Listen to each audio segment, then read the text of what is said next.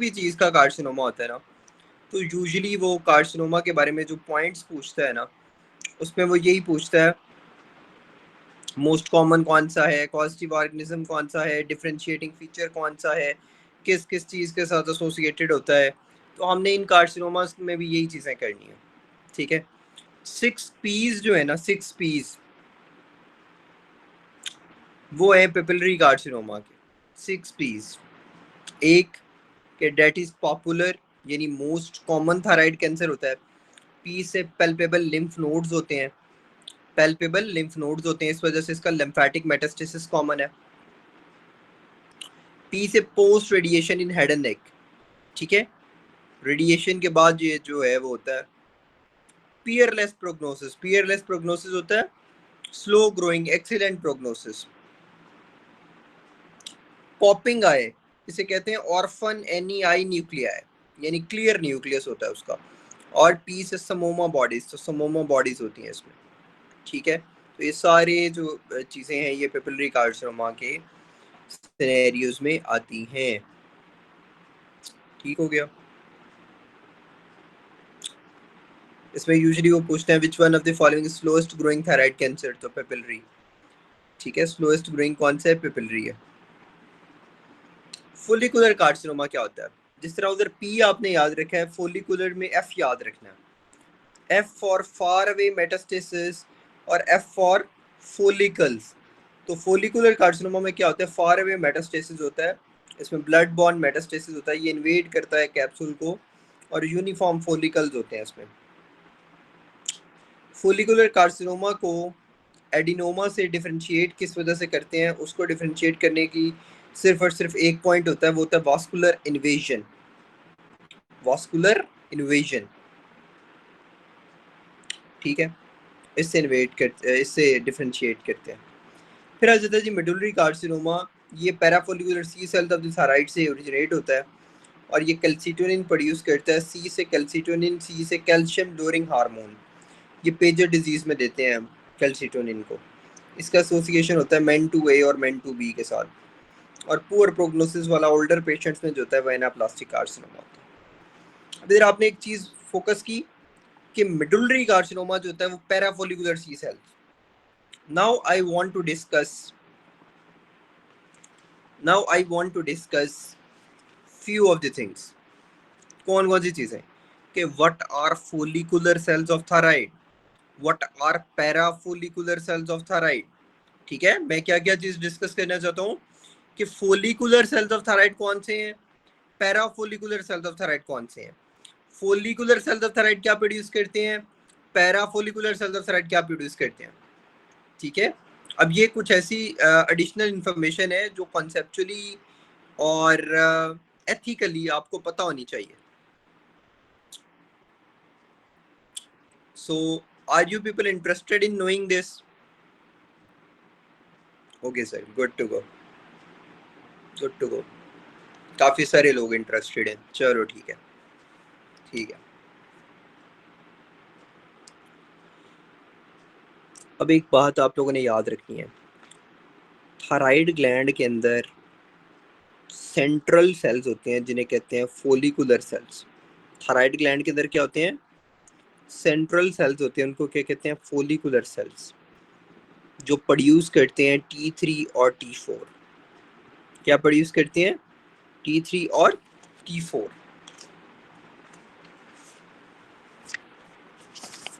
Okay, on the sides of these cells। अब इनको क्या कहेंगे, ये जो थायराइड ग्लैंड के अंदर सेल्स होते हैं जो T3 T4 प्रोड्यूस करते हैं, वो सेंट्रल सेल्स हैं, उन्हें कहते हैं follicular cells. on the sides of these follicular cells या parallel to these follicular cells some other cells are also present called as parallel follicular cells या parafollicular cells। Are you people getting my point? Which I'm trying to interpret here is कि centre में follicular sales होते हैं thyroid के, और उसके बिल्कुल parallel parafollicular sales होते हैं। फोलिकुलर सेल्स क्या प्रोड्यूस कर रहे थे doctor Fatima, T3 T4 T3 T4। और जो पैराफोलिकुलर सेल, जो फोलिकुलर सेल्स के पैरेलल पड़े थे, वो क्या प्रोड्यूस करेंगे, they will produce calcitonin, they will produce calcitonin. अच्छा, अब how to remember this, how to remember this, ठीक है। अब इसको रिमेंबर कैसे करना है, इसको याद कैसे करना है, तो देखें, कैल्सिटोनिन यानी कैल्सी मतलब कैल्शियम, टोनिन मतलब कैल्शियम को टुन करने वाला, यानी कैल्शियम को डिक्रीज करने वाला। याद रह जाएगी ये बात। देखो जी, calcitonin is nothing but calcium को टुन करने वाला, कैल्शियम को डिक्रीज करने वाला। Decrease calcium levels, decrease calcium levels, decrease calcium levels. Calcitonin will do what? Decrease calcium levels. Doctor Ali kindly अपना कैमरा बंद करें, ठीक है। Decrease calcium levels.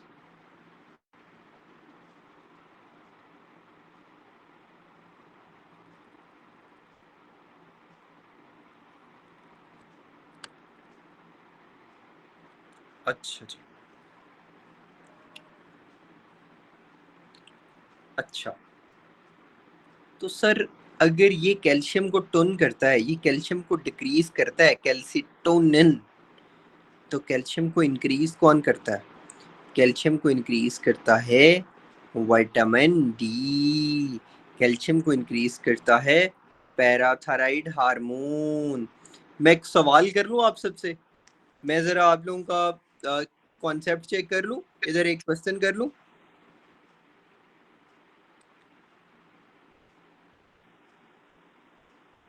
अच्छा, आप लोगों ने मुझे बताना है कि which of the following substance is not produced by the kidneys, ठीक है। Option A erythropoietin, option B vitamin D. मैंने क्या बोला?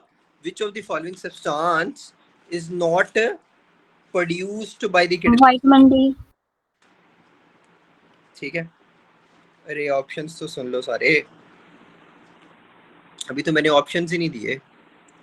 अच्छा, option A erythropoietin, option B vitamin D which is activated, और ऑप्शन सी रेनिन, ठीक है। Option C क्या हो गया? रेनिन, एरिथ्रोपोइटिन हो गया, रेनिन हो गया, vitamin D which is activated हो गया, और चौथा हो गया आपके पास एंजियोटेंसिन, और पांचवा हो गया प्रोस्टाग्लैंडिन। हाँ जी, which of the following substance is not produced by the kidney?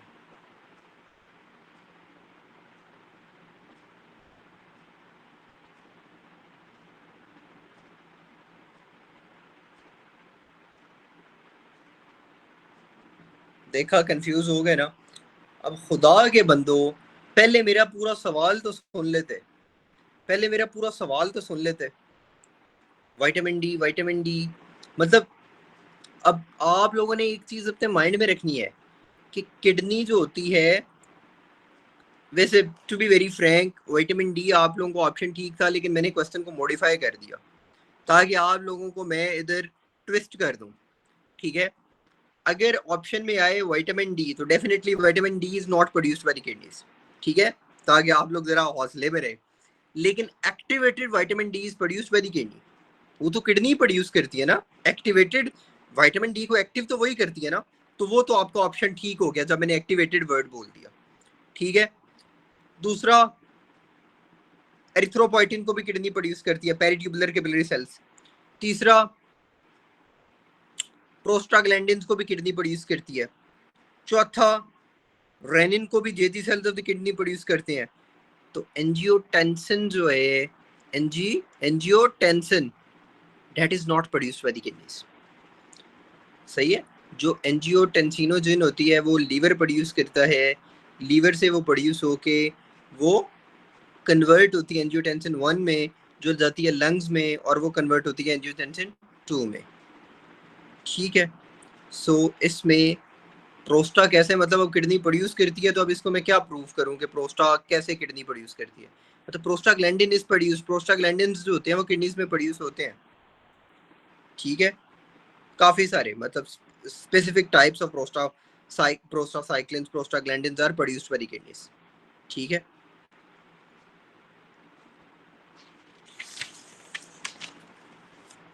अब ये किडनी का काम है, किडनी प्रोड्यूस करती है, तो उसको मैं क्या कहूँ कि ना प्रोड्यूस करो। अच्छा ठीक है, सो ये मैंने थोड़ा सा ना एक ट्विस्टेड क्वेश्चन किया था, सो आई होप अब ये बात आप लोगों को क्लियर रहेगी। अच्छा,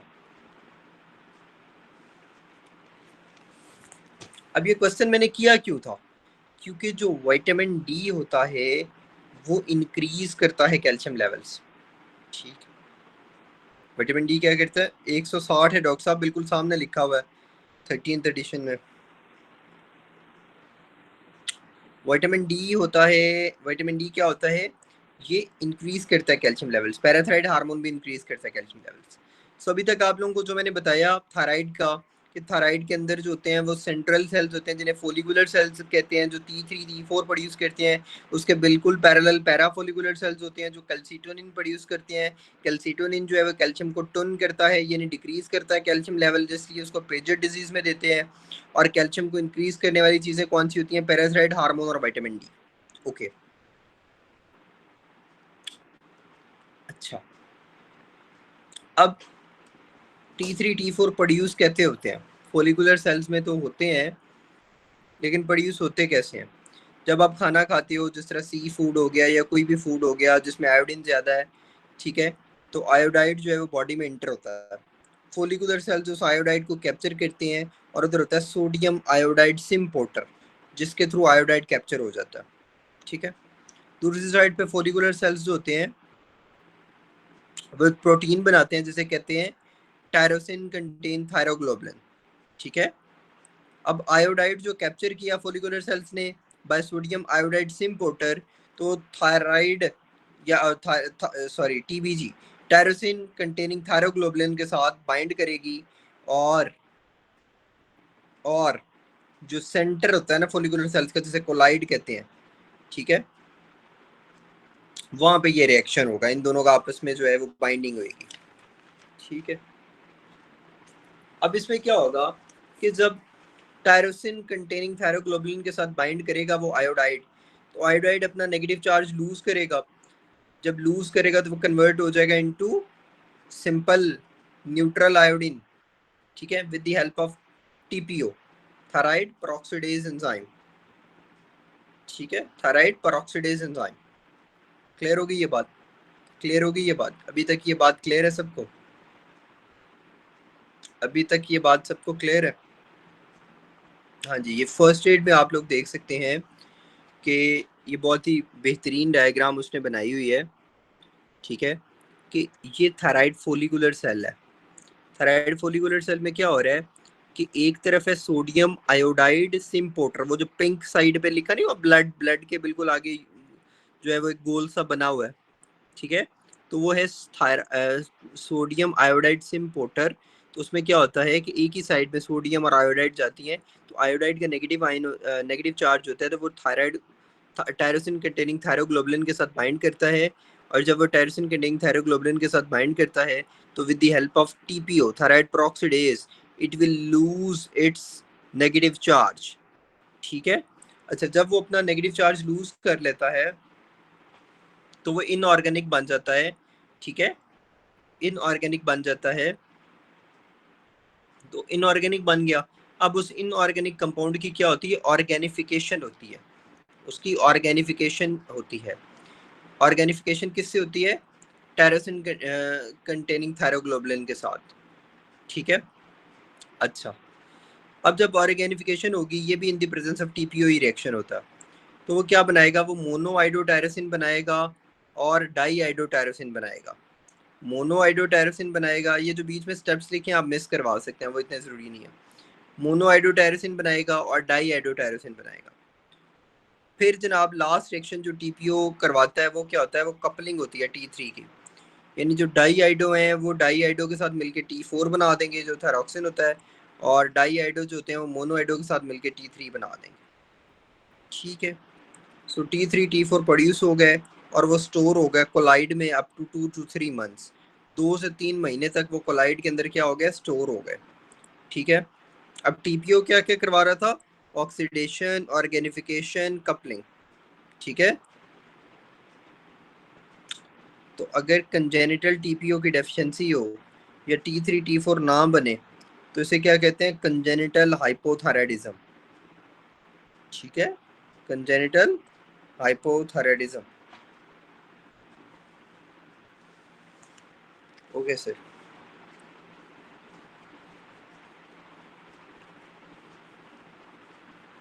अब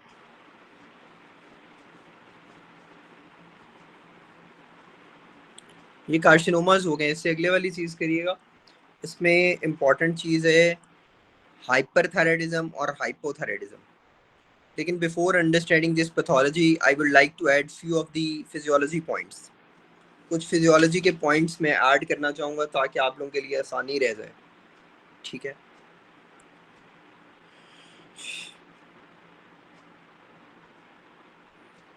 कोई मुझे बताएगा, कल मैंने आप लोगों को कॉर्टिसोल का थोड़ा सा कॉन्सेप्ट दिया था। कॉर्टिसोल कैटाबोलिक था, एनाबोलिक था? कॉर्टिसोल कैटाबोलिक था, एनाबोलिक था? कैटाबॉलिक। तो एक हार्मोन हमने और पढ़ा है जो एनाबोलिक था, वो कौन सा था? इंसुलिन। ग्रोथ हार्मोन नहीं पढ़ा हमने? Growth hormone, growth hormone, growth hormone anabolic. ठीक है, सो थायराइड हार्मोन जो होता है वो क्या करता है, वो भी कैटाबॉलिज्म करवाता है। ठीक है, जस्ट लाइक कॉर्टिसोल। ठीक है, कैटाबॉलिज्म करवाएगा। प्रोटियोलाइसिस, लिपोलाइसिस, ठीक है, ग्लाइकोजिनोलाइसिस, इंक्रीज ग्लूकोज। कॉर्टिसोल वाले सेम काम है ना, कॉर्टिसोल भी ऐसे कर रहा था। लेकिन कॉर्टिसोल से हट के, कॉर्टिसोल से हट के कैटाबॉलिज्म क्या होती है जी, और एनाबॉलिज्म क्या होती है? डॉक्टर सैरिश, कैटाबॉलिज्म होती है कि जो बड़े मॉलिक्यूल हैं वो टूट के छोटे मॉलिक्यूल्स बना दें, तो इसे कैटाबॉलिज्म कहते हैं। और एनाबॉलिज्म क्या होती है कि जो छोटी चीज़ें हैं वो मिलके बड़ी चीज़ को बना दे, तो उसे एनाबॉलिज्म कहते हैं। ठीक है, कैटाबॉलिज्म मतलब काटना। जब आप तरबूज को काट के छोटे छोटे पीसेस में कन्वर्ट करते हैं तो वो कैटाबॉलिज्म है। ठीक है, और जब ब्लॉक्स को जोड़ के एक बड़ा बंदा बना देते हो ब्लॉक से, तो वो एनाबॉलिज्म है। ठीक है, ओके। वालेकुम सर। सर एक चीज पूछनी थी ग्रोथ हार्मोन से रिलेटेड। इफ इट्स पॉसिबल कि हम ये एंड कर लें okay thyroid. Sir, no problem. जी जी, पहले आप कर लें फिर। हाँ, थायराइड हम एंड कर लें, फिर हम ग्रोथ हार्मोन के भी क्वेश्चंस मैं लेता हूँ इंशाल्लाह। अच्छा, अब T3 जब इंक्रीज होता है तो तब क्या होता है, जब T3 डिक्रीज होता है तब क्या होता है, वो अंडरस्टैंड करने के लिए हमें पता होना चाहिए कि जब T3 इंक्रीज होगा तो उसकी वजह से हार्ट रेट कैसे इंक्रीज होगा, उसकी वजह से BMR कैसे इंक्रीज होगा। ठीक है, तो ये MCQs भी आते हैं इसमें से, कॉन्सेप्चुअली बहुत सारी MCQs इसमें से बनते हैं। अच्छा, नॉर्मली जो होता है ना, नॉर्मली हार्ट के सेल्स को क्या कहते हैं?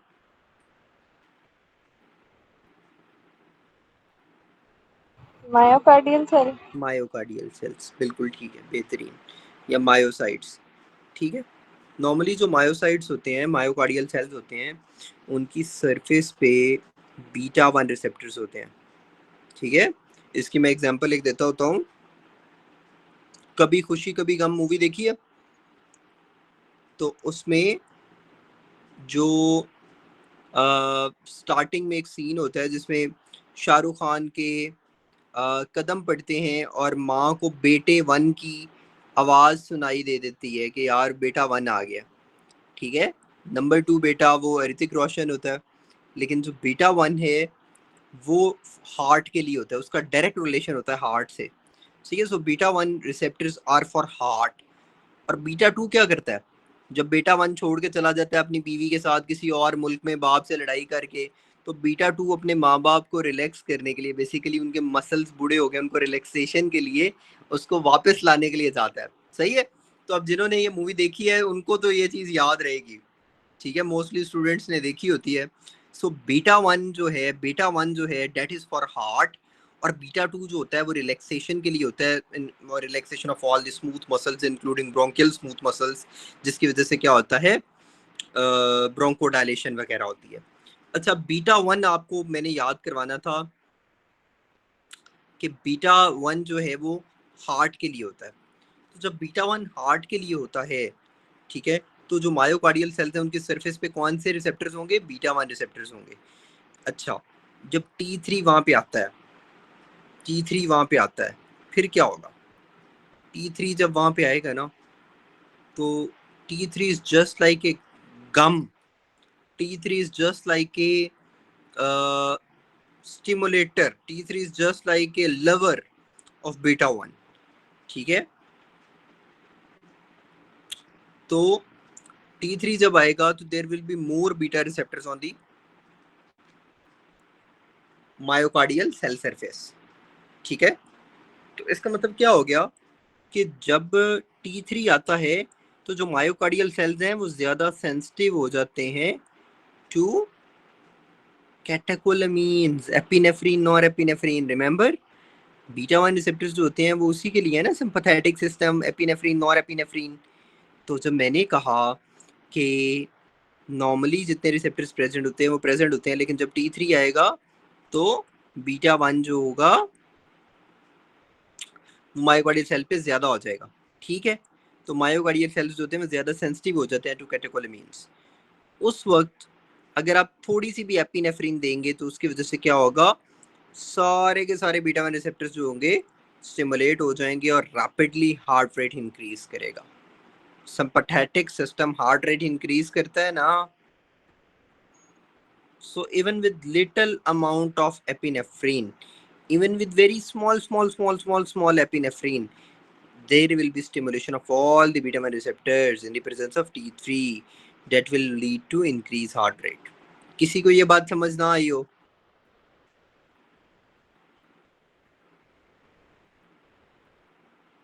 ठीक है, गुड।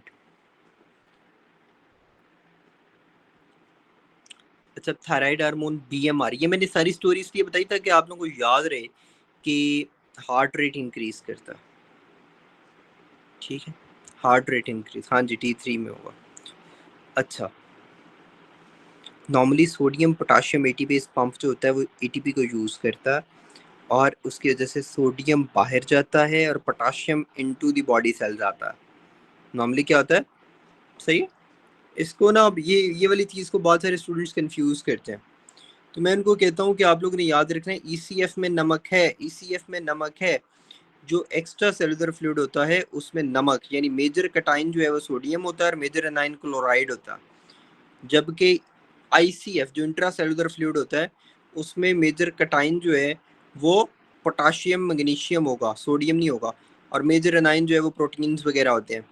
ठीक है, तो अब ECF में जब नमक है यानी जो एक्स्ट्रा सेलुलर फ्लूइड है उधर सोडियम ऑलरेडी बहुत ज़्यादा है। ठीक है, तो जब आप सोडियम पोटाशियम ATP पंप को यूज़ करोगे तो अब अगेंस्ट द कंसंट्रेशन ग्रेडियंट पहले भी सोडियम एक्स्ट्रा सेलुलर फ्लूइड में ज़्यादा था, मजीद सोडियम को ज़्यादा भेजोगे, और पोटाशियम पहले अंदर जो है वो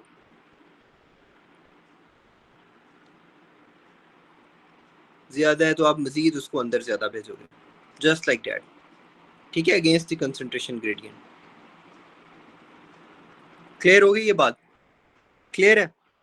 मैंने 2-3 कॉन्सेप्ट्स इसमें क्लियर कर दिए हैं कि ECF में क्या चीज़ें ज़्यादा होती हैं, मेजर कटाइन एनाइन और sodium potassium ATP pump against the concentration gradient जो है वो किस तरह क्या मूव करवा रहा होता है। अच्छा, अब जनाब T3 आते हैं, वहाँ पे बड़े ही शोखे होते हैं T3। वहाँ पे जब वो आते हैं तो वो डायरेक्टली इंटर कर जाते हैं न्यूक्लियस में, मेम्ब्रेन को क्रॉस करते हैं और डायरेक्टली इंटर कर जाते हैं न्यूक्लियस में, क्योंकि उनके क्या होते हैं, इंट्रा न्यूक्लियर रिसेप्टर्स होते हैं। तो जब वो न्यूक्लियस में इंटर कर जाते हैं तो वहाँ वो ज़्यादा से ज़्यादा ट्रांसक्रिप्शन, ट्रांसलेशन, DNA सिंथेसिस करवाते हैं। ठीक है,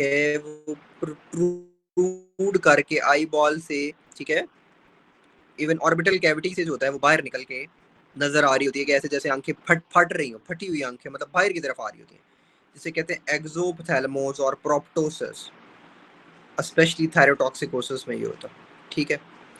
तो इसका एक निमोनिक रेफ्यूला ने बड़ा अच्छा दिया हुआ है, स्वेटिंग। सो अभी हमने डिस्कस किया ना कि हाइपरथायराइडिज्म के अंदर जो है वो स्वेटिंग ज़्यादा होती है, मॉइस्ट पाम्स होते हैं, स्वेटिंग इसी का निमोनिक है। स्वेटिंग में क्या होगा कि S for sweating, W for weight loss. तो मैंने कहा एपेटाइट इंक्रीज के साथ वेट लॉस। कभी देखे कि एक बंदा, उसको भूख भी बहुत ज़्यादा लगती है और उसका वजन भी कम हो रहा है? This is classical representation of hyperthyroidism, classical. Normally हम सोचते हैं ना, वो यार है तो बर्गर बड़े ज़्यादा खाता है, इसका तो वेट जो है वो इंक्रीज होना चाहिए। फिर हम बड़े इंप्रेस भी होते हैं, यार ये इतना खाता है फिर भी इसका वजन नहीं बढ़ता। ओहो भाई, उसमें कोई ना कोई पैथोलॉजी है। Just try to find out that pathology. उसका मेटाबॉलिज्म इतना तेज क्यों है? ठीक है कि इतना खाने के बावजूद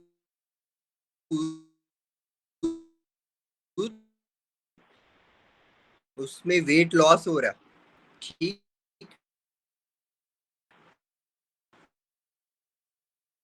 फिर इमोशनल एंजाइटी, ठीक। फिर एपेटाइट इंक्रीज, ठीक है, डॉक्टर और इरिटेबिलिटी हो जाती है, नर्वसनेस, गोइटर और जीए प्रॉब्लम्स होते हैं, ठीक है। Most common cause of hyperthyroidism जो होता है वो ग्रेव्स डिजीज होती है। इसमें क्या होता है कि ऑटोइम्यून डिसऑर्डर है, इसमें एंटीबॉडीज अगेंस्ट टीएसएच रिसेप्टर्स बनती हैं, जो long acting thyroid stimulating antibodies होती हैं। तो उसमें क्या होगा, कंटिन्यूस स्टिमुलेशन और रिलीज होती रहेगी T3 T4 की, और ग्लैंड जो है वो डिफ्यूज इनलार्जमेंट हो जाएगी उसकी, ठीक है। थायराइड स्टिमुलेटिंग अमीनोग्लोबुलिन जिसमें जो है ना वो हम देखते होते हैं ग्रेव्स डिजीज में। अच्छा, अब इसमें आप लोगों ने याद रखना है कि T3 T4 हाइपरथायराइडिज्म में ज़्यादा होगा, लेकिन, ठीक है, लेकिन TSH और कोलेस्ट्रॉल, डॉक्टर शीबा आपने दोनों चीज़ें याद रखनी है, TSH भी और कोलेस्ट्रॉल भी, ये कम होंगे, ठीक है। यानी दो चीज़ें जो हैं वो T3 T4 के एग्जैक्ट ऑपोजिट होंगी। T3 T4 सर इंक्रीज होगा, TSH और कोलेस्ट्रॉल कम होगा। Sir done. अगर दोनों ऑप्शन में होंगे तो हम कोलेस्ट्रॉल को चूज करेंगे कि टीएसएच को चूज करेंगे? TSH को, इसमें तो कोई वो सोचने वाली बात ही नहीं है, ठीक है। अच्छा, थायराइड का अगर कोई टेस्ट पूछेगा तो उसमें T3 T4 TSH तीनों होते हैं, ठीक है, यूजुअली। अच्छा, हाइपोथायराइडिज्म में क्या होता है? हाइपोथायराइडिज्म में मेटाबॉलिज्म कम है, ठीक है, मेटाबॉलिज्म कम है, तो जब फूड खाएंगे, थोड़ा सा खाएंगे तो उससे मोटे हो जाएंगे, ठीक है, मोटे हो जाएंगे। तो इसे क्या कहते हैं? हंसने वाला मोटू, हशी मोटू, ठीक है। हशी मोटू थायराइडाइटिस जो है वो हाइपोथायराइडिज्म की टाइप है। इसमें कोई कैलोरीज ब्रोकन डाउन नहीं होती, कोल्ड इंटॉलरेंट होता है वो, ठीक है। टेम्परेचर कम होता है, ड्राई स्केली स्किन होती है, रिफ्लेक्सेस कम होते हैं, हार्ट रेट कम होता है, ब्रेडिकार्डिया होगा, हंग अप रिफ्लेक्सेस होंगे, ठीक है। अगर थायराइड की कंजेनिटल डेफिशिएंसी हो तो उसे क्या कहते हैं? जिसमें कोई बोन ग्रोथ नहीं होती, कोई ब्रेन डेवलपमेंट नहीं होती, उसे क्रेटिनिज्म कहते हैं, जिसमें ड्वार्फिज्म और मेंटल रिटार्डेशन होती है बच्चों में, क्रेटिनिज्म, ठीक है। अच्छा, और इसका निमोनिक रफ़ी ने जो लिखा हुआ है वो बड़ा अच्छा है, मॉम्स कंटिन्यूसली बोर्ड। तो more in females, O for obesity, M for menorrhagia, S for skin dryness, ठीक है, C for constipation, bradycardia, cold intolerance, raised BP जो डायस्टोलिक होगा, एनर्जी लेवल फॉल करता है, डिप्रेशन, डिलेड रिलैक्सेशन ऑफ,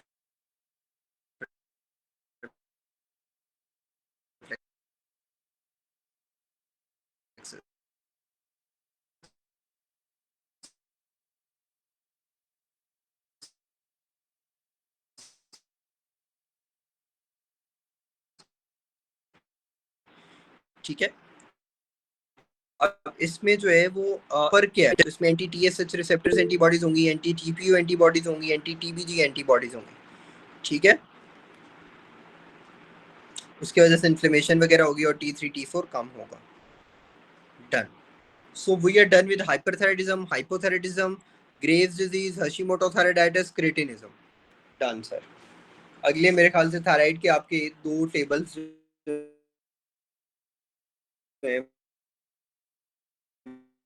वो हो गए। हाइपोथायराइडिज्म जो होता है उसमें जो है वो T3 T4 नॉर्मल होगा और TSH इंक्रीज होगा, ठीक है। बाकी आपको सिक यूथायराइडिज्म में हर चीज डिक्रीज होगी, very sick, sick is very sick, उसमें हर चीज डिक्रीज होगी, ठीक। तो प्रेगनेंसी वाला जरूर बता दें पॉइंट जो है, टोटल बाइंडिंग वो थायराइड बाइंडिंग ग्लोबुलिन्स का जो उन्होंने मेंशन किया हुआ है। जी बताता हूँ। अच्छा, इसमें ना आपको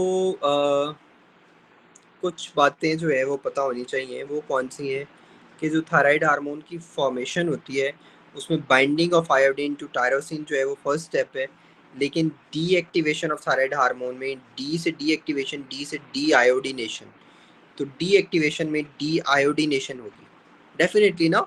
हम आयोडीन से थायराइड को एक्टिवेट कर रहे थे ना, तो अगर आयोडीन को डी आयोडीनेशन कर देंगे यानी आयोडीन को रिमूव कर देंगे तो उससे डीएक्टिवेशन हो जाएगी थायराइड हार्मोन की, ठीक है। जबकि थायराइड स्टिमुलेटिंग हार्मोन जो होता है वो मिथाइल ग्रुप लेके एक्टिवेट होता है, तो अगर उसकी डीएक्टिवेशन करनी है तो डी मिथाइलेशन करनी पड़ेगी, ठीक। अच्छा, अब जनाब जब लीवर क्या होता है, लीवर जो है वो प्रोड्यूस करता है प्लाज्मा प्रोटीन्स।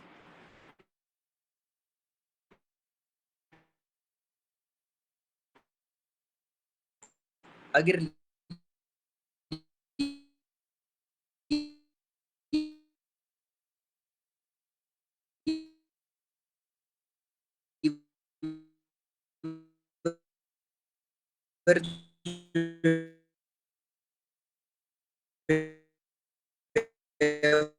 वो फेल हो जाए, अगर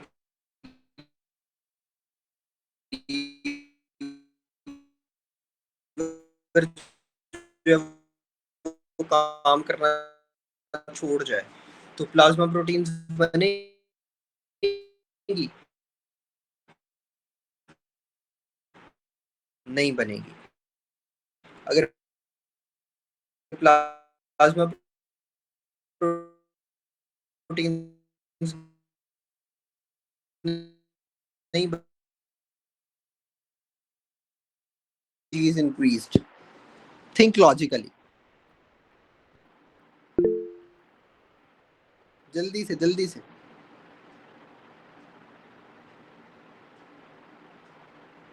no one knows,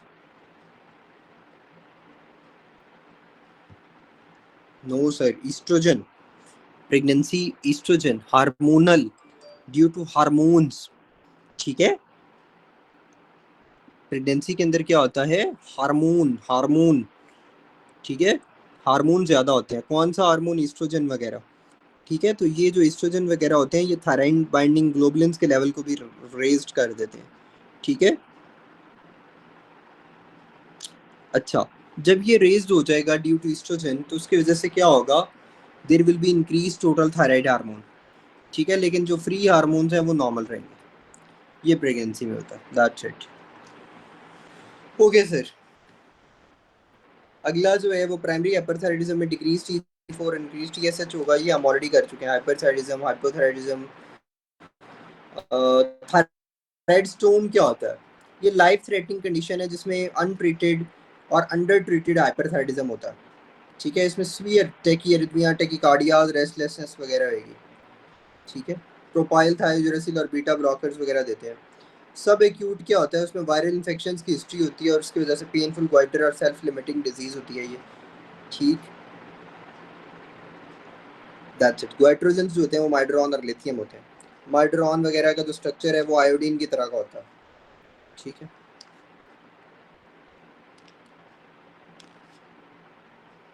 क्लियर है बातें?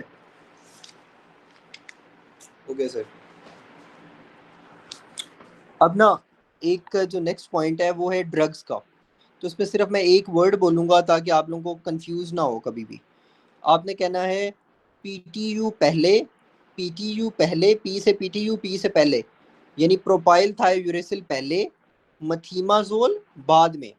अच्छा, यानी जो फर्स्ट ट्राइमेस्टर है इसमें फर्स्ट ट्राइमेस्टर में क्या देंगे, पीटीयू देंगे, सेकंड और थर्ड ट्राइमेस्टर में क्या देंगे, मथीमाजोल देंगे। ठीक है, अब याद रखना है कि जो मैथ होती है ना, मैथ, किसी ने ब्रेकिंग बैड सीजन अगर देखा है तो उसमें मैथ जो होती है वो एक नशे वाली चीज़ है। ठीक है, वो कैंसर वगैरह करवाती है। तो मथीमाजोल जो होती है वो टेरेटोजेनिक होती है, वो कैंसर कॉजिंग होती है, इस वजह से उसको फर्स्ट ट्राइमेस्टर में नहीं देते। सर फिर पीटीयू को सेकंड और थर्ड ट्राइमेस्टर में क्यों नहीं देते? क्योंकि पीटीयू जो होती है वो हेपेटोटॉक्सिक होती है। I hope everyone is clear. ठीक है, तो increase level of thyroid hormone in pregnancy क्यों होता है? थायराइड बाइंडिंग ग्लोबुलिन्स की वजह से होता है। Again point is repeated. ठीक है, और पफी स्किन है, हॉटनेस ऑफ वॉइस है, टीएसएच लो है, इंक्रीज सिग्निफिकेंटली हो जाता है after thyroid releasing hormone is administered.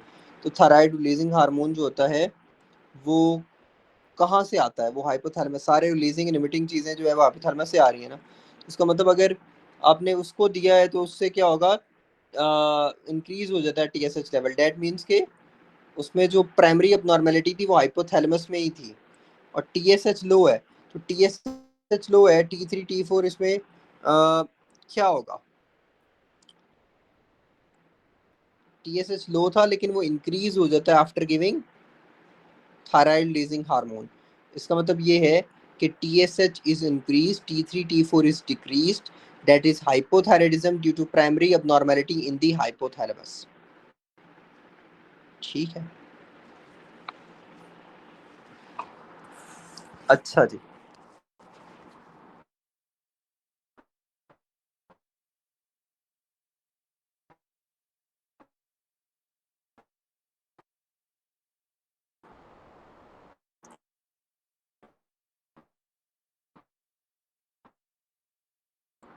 फिर जनाब विटामिन डी और कैल्शियम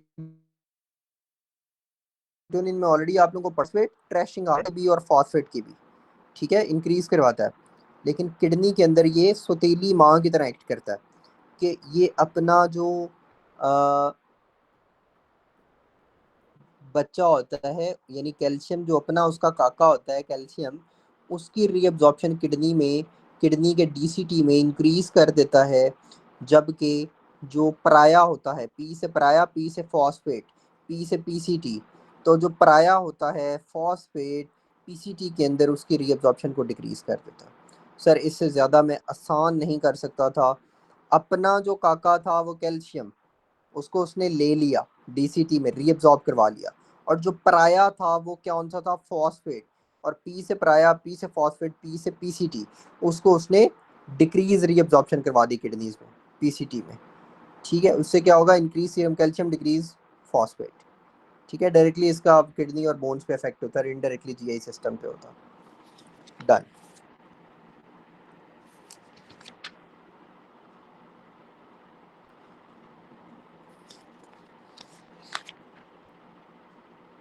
फिर जनाब आगे एक पॉइंट है, प्राइमरी हाइपरपैराथायरिज्म, सेकेंडरी हाइपरपैराथायरिज्म, टर्शियरी हाइपरपैराथायरिज्म।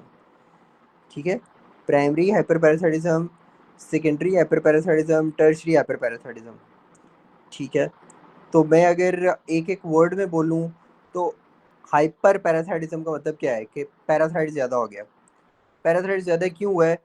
ग्लैंड की ओवर एक्टिविटी की वजह से ज़्यादा हो गया, उसे कहेंगे प्राइमरी हाइपर पैराथायरिज्म। ठीक है, सेकेंडरी हाइपरपैराथायरिज्म क्यों होता है? वो किसी किडनी की डिजीज़ को, विटामिन डी की डेफिशिएंसी, उसकी वजह से वो ज़्यादा हो गया। ठीक है, पैराथायराइड हार्मोन। और टर्शियरी हाइपरपैराथायरिज्म क्या होता है कि इसमें प्रोलॉन्ग्ड रीनल फेलियर की वजह से पैराथायराइड हार्मोन ज़्यादा हो गया। ठीक है, प्रोलॉन्ग्ड रीनल फेलियर की वजह से। अब सारों में पैराथायराइड हार्मोन ज़्यादा है तो डिफरेंशिएट कैसे करना? देखो, जो प्राइमरी होगा ना, प्राइमरी, उसमें प्राइमरी काम क्या था पैराथायराइड का? फॉस्फेट को ट्रैश करना। तो फॉस्फेट कम होगा, कैल्शियम ज़्यादा होगा। ठीक है, कैल्शियम लेवल इतना ज़्यादा हो जाएगा कि वो ओवरवेम कर जाएगा capacity of the kidney, so they become increase in the kidneys and urine too. तो किडनीज में भी ज़्यादा होना शुरू हो जाएगा, यूरिन में भी ज़्यादा होना शुरू हो जाएगा। Inappropriate secretion of parathyroid hormone होगी। और इसमें क्या होगा? जब बोन्स में ज़्यादा आना शुरू हो जाएगा, किडनीज में ज़्यादा आना शुरू हो जाएगा, सही है। तो बोन्स का फ्रैक्चर होना शुरू हो जाएगा, painful bones, renal stones calcium की वजह से बन रहे हैं, अबडोमिनल ग्रोन्स, कॉन्स्टिपेशन ज़्यादा कर देता है ये, और साइकिक मोन्स, डिप्रेशन और सीजर्स होते हैं। I hope everyone is clear. This is primary. Secondary में क्या होता है, क्रोनिक रीनल फेलियर हो जाता है, और जब क्रोनिक रीनल फेलियर होगा तो उसमें क्या होगा, कि there will be exact opposite. Chronic काम हो गया ना, तो फॉस्फेट जो है वो नेगेटिव फीडबैक की वजह से ज़्यादा होना शुरू हो जाएगा, और कैल्शियम जो है वो नेगेटिव फीडबैक की वजह से कम होना शुरू हो जाएगा, ठीक है। सो ये सेकेंडरी हाइपरपैराथायरिज्म में होता है, हाइपोकैल्सीमिया, ठीक है। और टर्शरी में हर चीज़ इंक्रीज होगी। क्लियर हो गया? Done sir. थायराइडेक्टमी के बाद जो है यूजुअली डिक्रीज कैल्शियम लेवल होता है,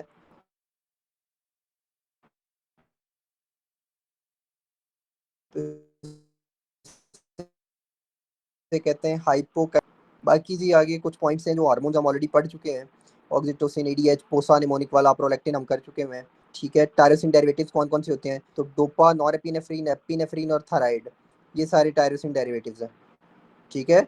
तो ट्रिप्टो, सरोटो, मलैटो, जो ट्रिप्टोफान वाले डेरिवेटिव्स हैं वो कौन से हैं, ट्रिप्टो, सरोटो, मलैटो, सही है। टायरोसिन वाले कौन से हैं, dopa, norepinephrine, epinephrine, thyroid.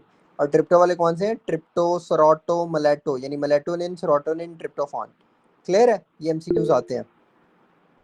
Insulin हम कर चुके हैं, वो बेसिक मेटाबॉलिक एक्शन उसका यही होता है कि entry of glucose in the cells, ठीक है। पॉजिटिव फीडबैक मैकेनिज्म जो होता है उसकी एग्जांपल क्या है, चाइल्ड बर्थ है, ठीक है। और ब्लड फ्लो टू किडनी को रेगुलेट क्या करता है, ट्यूबुलो ग्लोमेरुलर फीडबैक। बच्चे का पैदा होना अच्छा शगुन है ना, तो पॉजिटिव फीडबैक।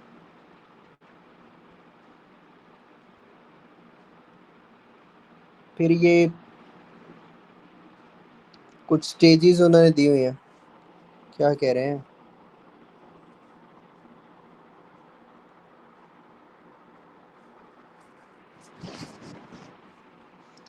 तिलार्ची, एडिनार्ची, मेनार्ची, ठीक है। तो लास्ट स्टेज ऑफ पुबर्टी जो होती है वो मेनार्ची होती है। टैम निमोनिक से आप लोगों ने याद रखना, जो फर्स्ट साइन होता है वो टिलार्ची होती है, ठीक है। उसके बाद एडिनार्ची, फिर मेनार्ची, वो लास्ट स्टेज है, ठीक है। तो मेनार्ची में आपने याद रखना है कि ready for reproduction, last stage of puberty. Number of mature sperms जो होते हैं वो सर ये कितने होते हैं, टेक्नोलॉजी 100। भी कुछ बता दें प्लीज। जी क्या कह रही हैं आप? सर ये फिर से बता दें टिनार्ची वाला। ये तीन तीन स्टेजेस होती है ना, तिलार्ची, एडिनार्ची, मेनार्ची, तरतीब से होती हैं। कि फर्स्ट साइन ऑफ पुबर्टी, जब फीमेल्स में पुबर्टी आती है तो उसमें जो फर्स्ट साइन होता है उसे टिलार्ची कहते हैं। उसके बाद एडिनार्ची होती है। उसके बाद जो लास्ट स्टेज होती है पुबर्टी की गर्ल्स में उसे कहते हैं मेनार्ची, ठीक है।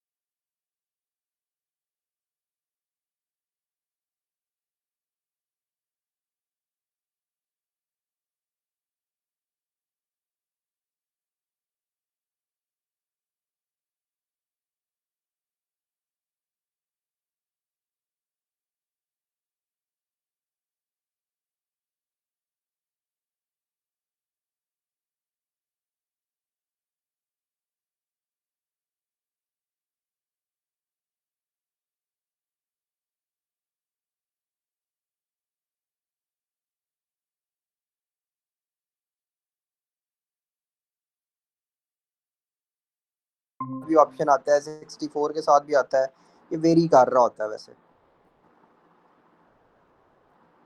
रीनल थ्रेशोल्ड फॉर ग्लूकोज कितना होता है? अब ये किडनी का क्वेश्चन है। रीनल थ्रेशोल्ड फॉर ग्लूकोज, ठीक है, तो वो 200 मिलीग्राम पर डेसीलीटर होता। स्पर्मियोजेनेसिस में जो एक्रोसोम रिएक्शन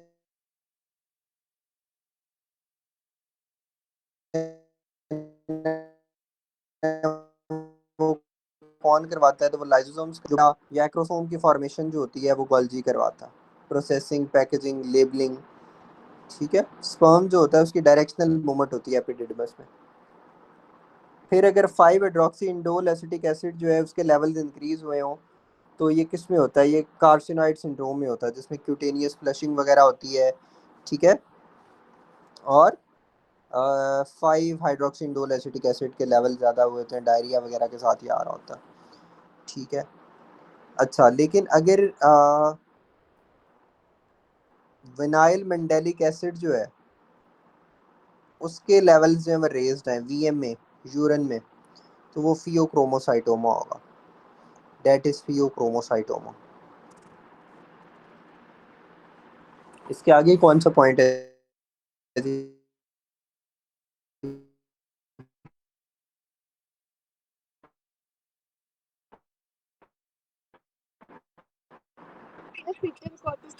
क्वेश्चन बता दो। हाँ जी, आपको आप कोई क्वेश्चन करें जो आप मुझे कह रहे थे, कुछ स्टूडेंट्स कह रहे थे क्वेश्चन है कुछ। बाकी लोग चाहे अभी जिनको नींद आ रही थी वो सो सकते हैं। रफ़ी हमने एंड कर दिया। Sir kindly check of disease का बता दें। वुल्फ कौन चेक ऑफ। अच्छा, वो डिजीज नहीं है बेसिकली। जो दो अफेक्ट्स होते हैं, ठीक है, एक होता है वुल्फ वुल्फ चेकोफ इफेक्ट, और एक होता है जोड बेस्डो इफेक्ट। वुल्फ चेकोफ इफेक्ट और जोड बेस्डो इफेक्ट, ठीक है। ये मैं बता देता हूँ, लेकिन ये इतना ज़्यादा कोई इम्पोर्टेंट नहीं है। जो सुनना चाहता है वो सुन ले, मैं सब समझा देता हूँ। वैसे ये थायराइड से रिलेटेड है। यही पूछ रही थी ना आप डॉक्टर साहिबा? वुल्फ चेकोफ इफेक्ट और जोड बेस्डो इफेक्ट। ये ना मैं जब पूरा समझा दूं तो आप कहेंगे ये तो मैंने पूछा ही नहीं था। हाँ जी, यही पूछा।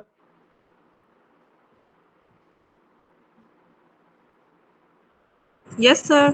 चल मैं बताता हूँ फिर।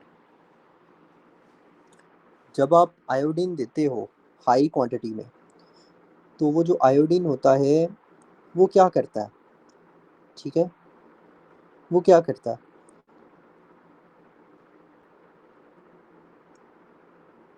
जब आप आयोडीन देते हो हाई क्वांटिटी में तो वो क्या करेगा? For example if you are giving iodine to some person, ठीक है, तो एक्चुअली वो क्या करेगा? थायराइड के साथ उसके साइज को डिक्रीज करेगा, उसकी ब्लड सप्लाई को डिक्रीज करेगा, और उसकी जो फंक्शनिंग है उसको डिक्रीज करेगा, जिसकी वजह से क्या होगा? डिक्रीज T3 T4 होगा।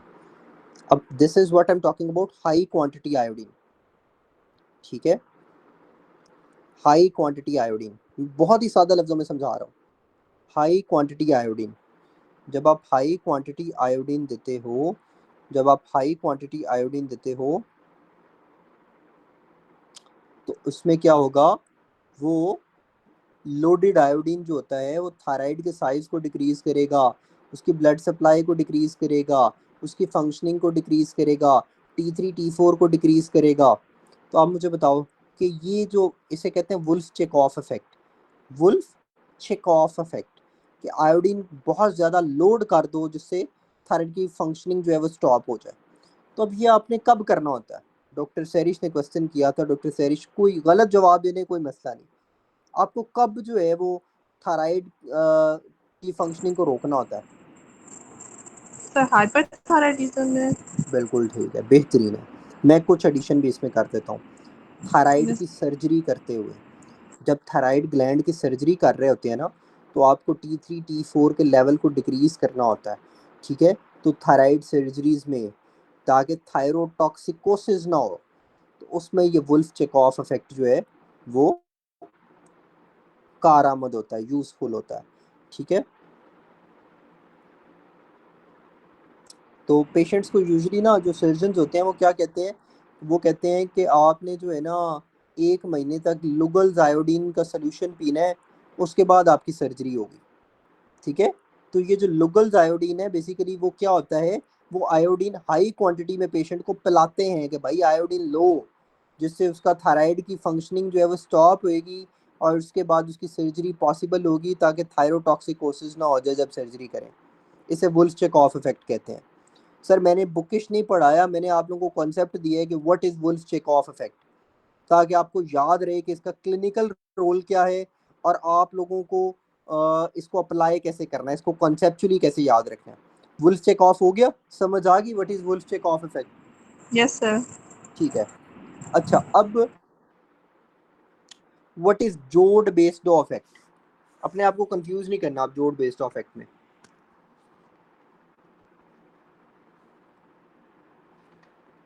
ये तो था आप clinical use of iodine wolf-Chaikoff में, राइट, कि आपने सर्जरी वगैरह के लिए आयोडीन को यूज किया, यस यानी सर। उसका थेराप्यूटिक यूज जो हो गया, थेराप्यूटिक यूज हो गया ना उसका, थेरेपी के लिए।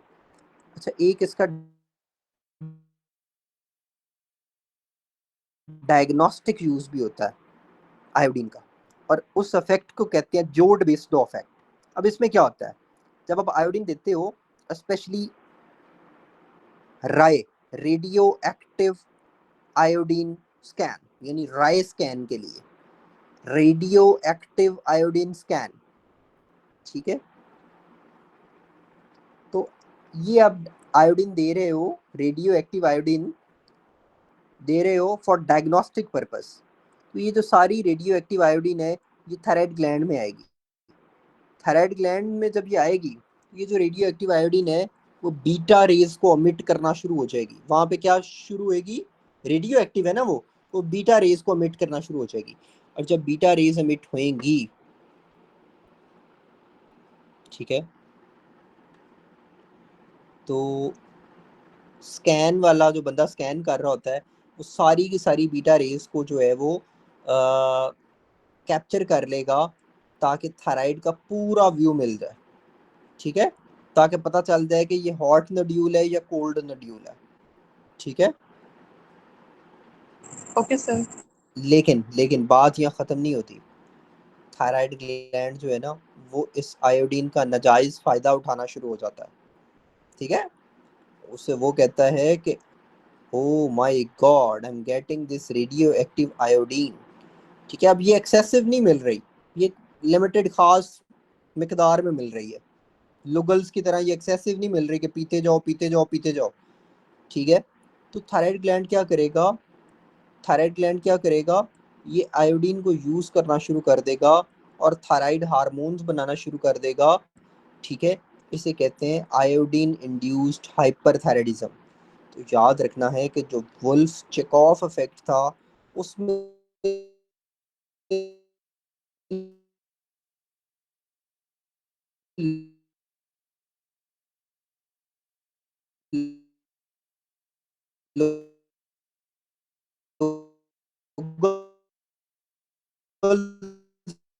आयोडीन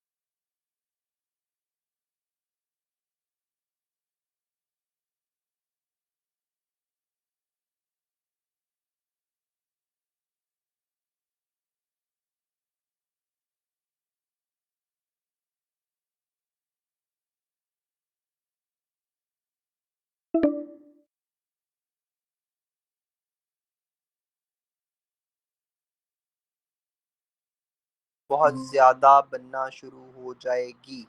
ग्लाइकोजन का ब्रेकडाउन प्रोडक्ट क्या होता है? ग्लूकोज। तो ग्लूकोज बहुत ज्यादा बनना शुरू हो जाएगी। जब बॉडी में ग्लूकोज बहुत ज्यादा होती है तो इसे क्या कहते हैं? हाइपरग्लाइसीमिया, डायबिटोजेनिक हार्मोन है ये। ठीक है। Ultimately that glucose will go या that glucose will be taken by the cells। ठीक है, यानी सेल्स में अपटेक उसकी ज्यादा हो जाती है, लेकिन इनिशियली ये क्या कर रहा है? ग्लाइकोजन को तोड़ के ग्लूकोज ज्यादा बना रहा है, इसलिए इसको डायबिटोजेनिक हार्मोन कहते हैं। ठीक है। सर कुशिंग डिजीज और सिंड्रोम में बता देंगे मेन डिफरेंस, क्योंकि एमसीक्यू करते हुए वो कंफ्यूजन होती है कि सिंड्रोम करना है या डिजीज करना है। आपको सबसे ज्यादा नींद आ रही थी, आपने तो मुझे कहा कि सर मुझे बहुत नींद आ रही है, आप जल्दी जल्दी पढ़ाएं। सर एक्चुअली सर ये जो मैं पूछा था डायबिटोजेनिक का, मैं एक सेकंड। हाँ जी, पहले आप बताएं डॉक्टर ज़ारा। जी सर, इसका direct action of growth hormone में बीआरएस से पढ़ रही थी, तो उसका रीजन डायबिटोजेनिक का ये लिखा हुआ है कि decrease glucose uptake into the cell. तो ये भी ऑप्शन सही हो सकता है ना, कि डिक्रीज अपटेक होगा मतलब सेल में कम होगा तो ब्लड में ज्यादा होगा, तभी भी डायबिटोजेनिक होगा। देखें इनिशियली वो ग्लूकोज का लेवल ज्यादा करता है, that is why it is diabetogenic. ठीक ओके, है। मतलब प्रेफरेंस के हिसाब से सीक्वेंस वो याद रखनी है। हाँ, ग्लाइकोलाइसिस के हिसाब से, ग्लाइकोजिनोलाइसिस। जी ग्लाइकोजिनोलाइसिस की वजह से इंक्रीज ग्लूकोज हो जाएगा इन द ब्लड। हाँ जी। Thank you. अच्छा, अब डॉक्टर माइदा पूछ रही थी कुशिंग सिंड्रोम और कुशिंग डिजीज। कल ना ये मैंने डिटेल में वैसे बात समझाई थी कॉर्टिसोल पढ़ा के कि कुशिंग डिजीज क्या है और कुशिंग सिंड्रोम क्या है। तो आज मैं दोबारा ये रिपीट कर देता हूँ कि कुशिंग सिंड्रोम, जो सिंड्रोम है वो ब्रॉडर टर्म है ना, ब्रॉडर टर्म है, और डिजीज़ क्या है, ये छोटी उसमें टर्म है। तो कुशिंग सिंड्रोम के अंदर क्या होता है कि उसमें कॉर्टिसोल का लेवल ज़्यादा होता है, लेकिन ACTH कम भी हो सकता है, ACTH ज़्यादा भी हो सकता है। अगर ACTH कम हो तो उसमें यूजुअली वजह क्या होती है? उसमें ACTH कम की वजह क्या हो सकती है? ACTH प्रोड्यूस कहाँ से हो रहा था? एड्रीनल से ना। तो ए से ACTH, ए से एड्रीनल, तो एड्रीनल का एडिनोमा होगा। ठीक है। अच्छा, और ACTH ज़्यादा कहाँ से हो रहा था? सॉरी, ACTH ज़्यादा कब होगा? जब पिट्यूटरी वगैरह का ट्यूमर होगा, उसकी वजह से कॉर्टिसोल इंक्रीज है, लेकिन ACTH का लेवल ज़्यादा होगा, क्योंकि ACTH तो एड्रीनल से प्रोड्यूस हो रहा था ना, तो यहाँ तो पिट्यूटरी का एडिनोमा है। ठीक है, एड्रीनल हाइपरप्लेजिया वगैरह में। तो ये जो ACTH का ज़्यादा होना और कुछ कॉर्टिसोल का इंक्रीज होना, ठीक है, ACTH का ज़्यादा होना और कॉर्टिसोल का इंक्रीज होना, इसे कहते हैं Cushing disease. Cushing disease syndrome में ये दोनों चीज़ें हो सकती हैं, डिजीज़ में सिर्फ ये। ठीक हो गया। हाँ जी, अल्ताफ़ भाई से हमने याद रखा था। चले जी, thank you so much, that's all for today. I hope it was helpful session, a quick but helpful session. Thank you जी, अल्लाह हाफिज़।